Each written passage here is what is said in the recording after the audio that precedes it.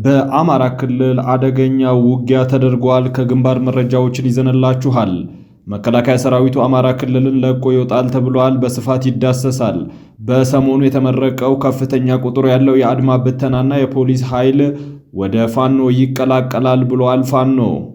ይህ በየዕለቱ በጥበብ ሚዲያ የተዘጋጀ የሚቀርብላችሁ የዜና መጽሔታችን ነው። ጥበብ ሚዲያ በጋዜጠኞች የተመሰረተ ታማኒና ሚዛናዊ መረጃዎችን የሚያቀርብላችሁ ሚዲያ ነው።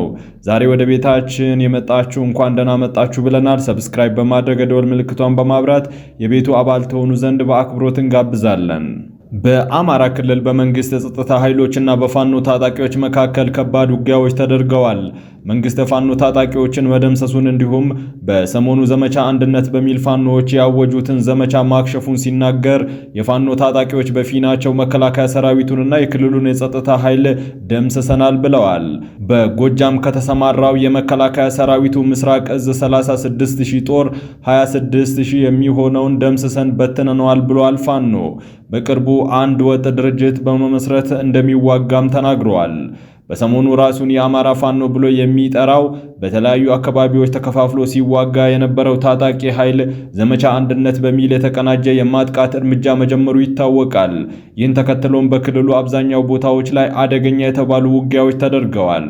የሀገር መከላከያ ሰራዊቱ መጋቢት 21 ቀን 2017 ዓ.ም በኪሳራ የተደመደመው የዘመቻ አንድነት ዕጣ ፈንታ በሚል ባወጣው መግለጫ ዘመቻውን ያቀነባበረው የትግራይ ሰራዊት ብሎ ራሱን የሚጠራው ታጣቂ ኃይል ከፍተኛ መኮንን የሆነው ጀነራል ምግባይ ኃይሌ መሆኑን ገልጾ ዘመቻው መክሸፉን መናገሩ ይታወቃል። መከላከያ ሰራዊቱ በተለያዩ ቦታዎች የፋኖ ታጣቂዎች ላይ የተጠናከረ እርምጃ መውሰዱን፣ ብዙዎችን ደምስሶ ቁጥራቸው ከፍ ያሉ የታጣቂ ኃይሉን አባላት መማረካቸውን እንዲሁም ሰራዊቱ የወሰደባቸውን እርምጃዎች መቋቋም አቅቷቸው ለመከላከያ ሰራዊቱ እጅ መስጠታቸውን እየገለጸ ይገኛል። በሁሉም የጎጃም እና ደቡብ ጎንደር ዞን ተሰማርተው ግዳጃቸውን እየፈጸሙ ያሉ የሰራዊቱ ክፍሎች የፋኖ ኃይሎች በቀቢጸ ተስፋ ዘመቻ አንድነት ብለው ባደረጉት ትንኮሳ ሰራዊቱ ፋኖን በመደምሰስ አገራዊ ግዳጁን በሚገባ እየተወጣ ይገኛል ብለዋል ሰራዊቱ በዘገባው። ጎጃም እና ደቡብ ጎንደር ዞን ስምሪት ላይ ያለው ሰራዊቱ እንዲሁም የክልሉ የጸጥታ ኃይል በመቀናጀት ከመጋቢት 10 እስከ መጋቢት 17 2017 ዓ.ም ድረስ ባደረጓቸው የተቀናጁ ዘመቻዎች የፋኖ ኃይልን ህልም በማምከን በርካታ ሰብአዊና ቁሳዊ ኪሳራ እንዲደርስበት በማድረግ ትልቅ ድል መመዝገብ ተችሏል ብለዋል። የምስራቅ እዝ ዋና አዛዥ ሌተናል ጀነራል መሐመድ ተሰማ ቀደም ሲል የፋኖ ኃይል ላይ ባረፈበት ጠንካራ ምት ከህዝብ በመበተኑ እንዲሁም ህልውናው ያከተመ በመሆኑ በሚዲያ አለሁ ለማለት ያክል በሁሉም የግዳጅ ቀጠናዎች ዘመቻ ለአንድነት ብሎ ትንኮሳ ቢፈጥርም ከሰላም ወዳዱ ህዝብ ጋር በመሆን ባደረግነው የተቀናጀ የጸረ ማጥቃት እርምጃ ጠላትን ሙትና ቁስለኛ በማድረግ አመርቂ ግዳጃችንን ተወጥተናል ሲሉ ተናግረዋል። በፋኖ አደረጃጀት መሰረት 5 መካከለኛ የጠላት አመራርና በርካታ አባላቶቹ በእዙ ሰራዊት ከፍተኛ ምት ተደምስሰዋል ብለዋል። የፋኖ ኃይል አባላት 223 ሲደመሰሱ 48 ቆስለዋል። እንዲሁም 3 የተማረኩ ሲሆን 47 የፋኖ አባላት የደረሰባቸውን ምት መቋቋም ባለመቻላቸው እጃቸውን ለሰራዊታችን መስጠታቸውን ጠቁመው ሰራዊታችን ባደረገው ስምሪት ብሬን በማውደም 82 የነፍስ ወከፍ መሳሪያ 6 ቦምብ፣ 6 ሽጉጥ፣ 2 የመገናኛ ሬዲዮ፣ 6 ትጥቅና 265 የክላሽ ብትን ጥይት መማረካቸውን ገልጸዋል። ለፋኖ ኃይል ሊሰጥ የነበረ በአንድ ተሽከርካሪ የተጫነ የተለያዩ ወታደራዊ አልባሳት፣ መገናኛ ሬዲዮና ተተኳሽ ሙሉ በሙሉ በማውደም የጠላትን እኩይ ሴራ አምክነናል ያሉት ሌተናል ጀነራል መሐመድ ተሰማ በቀጠናው ፋኖ የሚገለገልባቸው ሞተር ሳይክል፣ መድኃኒትና በርካታ ሌትር ቤንዚን በቁጥጥር ስር ማዋል ችለናል ብለዋል። የፋኖ ኃይል የሰራዊታችንን ጠንካራ ምት መቋቋም ባለመቻሉ እየተበታተነና እየፈረጠጠ በመሆኑ ሰራዊታችን ጠላትን እግር በእግር በመከታተልና በማሳደድ የመደምሰስ ግዳጃችንን ተጠናክሮ ይቀጥላል ሲሉ ተናግረዋል። ለቀጠናው አንጻራዊ ሰላም መምጣት የክልሉ የጸጥታ ኃይል ህዝቡና አመራሩ በተቀናጀ የሰሩት ስራ ይበል የሚያሰኝ በመሆኑ ቀጣይም በጋራ በመሆን የክልሉን ሰላም በማረጋገጥ ረገድ ተቀናጅተን እንሰራለን ሲሉ ሌተናል ጀነራል መሐመድ ተሰማ ተናግረዋል።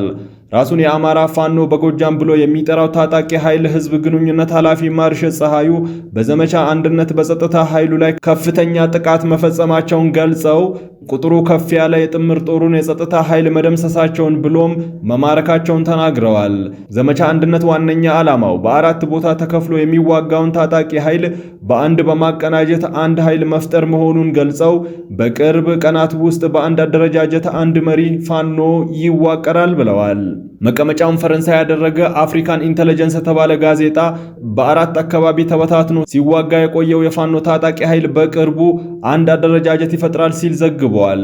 ይህን ዘገባም የታጣቂ ኃይሉ የጎጃም ክንፍ የህዝብ ግንኙነት ኃላፊ ማርሸት ፀሐዩ አረጋግጧል። መንግስት በጣም ጠንካራ አቅም ያለው የተባለ ኤሊት ፎርስ በተደጋጋሚ በማሰልጠኛ ጣቢያዎች እያሰለጠነ እያስመረቀ ነው። እንዲሁም ሰሞኑን ለ34ኛ ዙር የአማራ ክልላዊ መንግስት ያሰለጠናቸው የአድማ ብተናና የፖሊስ አባላት ተመርቀዋል።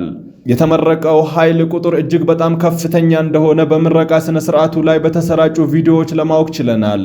ስለ ጉዳዩ የተጠየቀው ማርሸት አብዛኛው መሳሪያቸውን ይዘው ፋኖን ይቀላቀላሉ ብለዋል። አዲስ ኃይል ወደ አካባቢያችን ሲመጣ አዲስ መሳሪያ መጣለን ማለት ነው። መከላከያ ሰራዊቱም ይሁን የፖሊሱ ኃይል እየከዳ ወደኛ መምጣቱ አይቀርም ሲል ተናግረዋል። ጀነራል አበባው ታደሰ እንደ ትግራይ ጥለናችሁ ነው የምንወጣው ሲሉ የወረዳና የዞን አመራሮችን ማስጠንቀቃቸው ተሰማ። ከአማራ ክልል ከሁሉም ዞኖችና ወረዳዎች የተሰባሰቡ አመራሮች በባህር ዳር ከተማ ሲመክሩ የቆዩ ሲሆን ስብሰባውን የመሩት አቶ አረጋ ከበደ፣ ጀነራል አበባው ታደሰና ጀነራል መሐመድ ተሰማ ናቸው ተብሏል። አበባው ታደሰ መከላከያ ሰራዊቱን ያስጨረሰው የወረዳና የዞን አመራር ለፋኖ መረጃ እያቀበለ ነው። በጋራ እቅድ አውጥተን ስንንቀሳቀስ ሰራዊታችን መንገድ ላይ የሚመታው እናንተ በምትሰጡት አቅጣጫ ነው። ከዚህ በኋላ ግን አመራሩን አንታገስም። ይህን በሚያደርጉ አመራሮች ላይም ቀጥተኛ የሆነ እርምጃ እንወስዳለን ሲሉ ማስጠንቀቃቸው ተገልጿል። መሐመድ ተሰማ በበኩላቸው እየተጠቃን ያለነው በእናንተ ምክንያት ነው፣ መጨረሻ እድል ነው የሰጣናችሁ ሲሉ መናገራቸው ተሰምተዋል።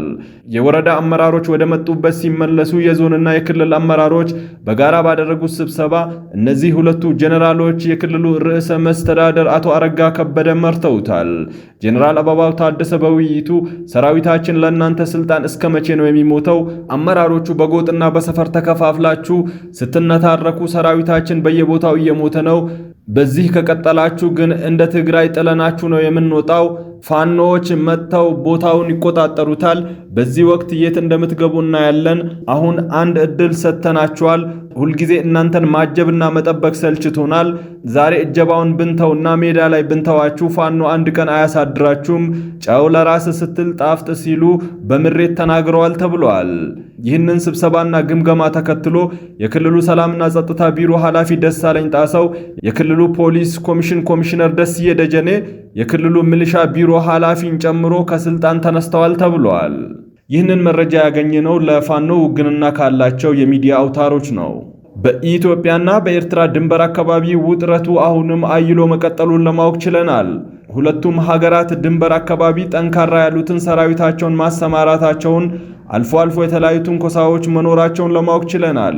ሻዕቢያ እጅግ በጣም ከፍተኛ ቁጥር ያላቸው ሰላዮችን ከአዲስ አበባ እስከ መቀለ መላው ትግራይ ውስጥ አሰማርተዋል ተብሏል። ከጀነራል ምግበይ እና ታደሰ ወረደ ጋር በተደጋጋሚ የሻዕቢያ የደህንነት ሰዎች በመቀለ ከተማ መምከራቸውን የደህንነት ምንጮች ገልጸዋል። የሻዕቢያ መንግስት በትግራይ ኃይሎችና በፌዴራሉ መንግስት መካከል የትግራይ ጊዜያዊ አስተዳደር ፕሬዝዳንት ሹመት የፈጠረውን ግጭት በመወጠር ወደ ግጭት ውስጥ በማስገባት የፕሪቶሪያን ስምምነት ለማፍረስ እየሰራ ይገኛል ተብሏል። በኢትዮጵያ ውስጥ አንድነት ከተፈጠረና ሰላም ከሰፈነ ወረራ ይፈጽሙብናል የሚል እምነት ያላቸው የኤርትራ ልሂቃን ኢትዮጵያ ውስጥ ኢትዮጵያዊ መስለው የሚኖሩትም ይሁን ኤርትራ ውስጥ ያሉት ብሎም ዳያስፖራዎች ሳይቀር ለረጅም ዓመታት የኢትዮጵያ ሕዝብን ለማቃቃርና ለማጣላት አለፍ ሲልም ለማገዳደል ሲሰሩ ከርመዋል። በተያያዘ ሳውዲ አረቢያና ቻይና ኤርትራና ኢትዮጵያን ለማስታረቅ እየሰሩ ነው ተብሏል። ኢትዮጵያ የቀይ ባህር ወደብ ይገባኛል ጥያቄ ማንሳቷን ተከትሎ እንዲሁም በሰሜኑ ጦርነት ወቅት ከፕሪቶሪያ ስምምነት ጋር ተያይዞ ከኤርትራ ጋር የተፈጠረውን ቅራኔ በተመለከተ ቻይናና ሳውዲ አረቢያ ጠቅላይ ሚኒስትር አብይ አህመድና ኢሳያስ አፈወርቂን አቀራርበው ለማሸማገል እንቅስቃሴ መጀመራቸው ተሰምቷል። ቻይና ጠቅላይ ሚኒስትር አብይ አህመድን እንዲሁም ሳውዲ አረቢያ ኢሳያስ አፈወርቂን ለማሳመን እንቅስቃሴ ጀምረዋል። ጠቅላይ ሚኒስትር አብይ አህመድ ኢትዮጵያ ለቀይ ባህር ብላ ኤርትራን መውረር እንደማትፈልግ ተናግረዋል። እንዲሁም ኢሳያስ አፈወርቂን በቅርቡ በአንድ መድረክ ላይ እንደተናገሩት በኢትዮጵያና በኤርትራ መካከል ግጭት እንዲቀሰቀስ የሚፈልጉ ኃይሎች የውሸት ዜና እያሰራጩ ቢሆንም ከኢትዮጵያ ወደ ግጭት መግባት ፍላጎት የለንም ብለዋል። የኢትዮጵያ ሕዝብም ሰላም ይፈልጋል ሲሉ ተናግረዋል። ውድና የተከበራችሁ የጥበብ ሚዲያ ቤተሰቦች የዛሬው ዜና መጽሔታችን በዚህ አብቅተዋል። ከኛ ጋር ስለነበራችሁ ከልብ አድርገን እናመሰግናለን። ጥበብ ሚዲያ በጋዜጠኞች የተመሰረተ ሙያዊ ስነ ምግባርን አክብሮ ሚዛናዊ መረጃዎችን የሚያደርሳችሁ ሚዲያ ነው። ሰብስክራይብ በማድረግ የደወል ምልክቷን በማብራት የቤቱ አባል ትሆኑ ዘንድ በአክብሮት እንጋብዛለን። ለነበረን ቆይታ እናመሰግናለን። ሰላም።